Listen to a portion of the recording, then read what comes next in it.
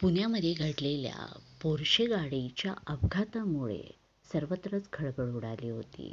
तशीच घटना सांगलीमध्ये घडलेली आहे.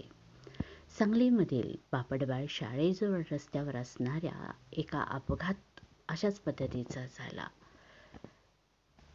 या घटनेमुळे सर्वत्र एकच खळबळ उडालेली आहे. याबाबतची अधिक माहिती अशी की छत्रपती शिवाजी महाराज भाजी मंडई ते स्टँड परिसर हा 24 तास वाहनांची वर्दळ असणारा परिसर, शहरातील मध्यवर्ती भाग म्हणून ओळखला जाणारा हा परिसर आहे. या रस्त्यावर एकेरी वाहतुकीस परवानगी आहे.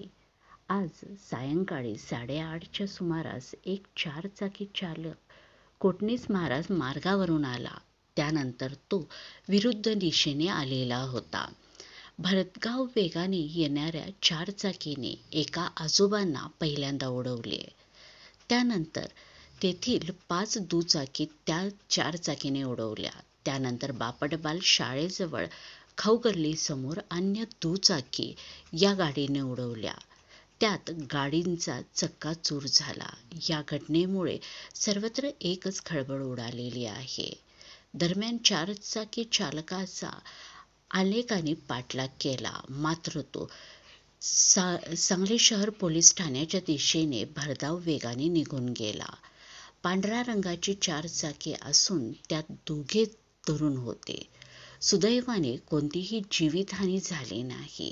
ती 4 चाकी सांगलीचीच असल्याचे अनेकांनी पाहिल्याचे सांगण्यात येत आहे.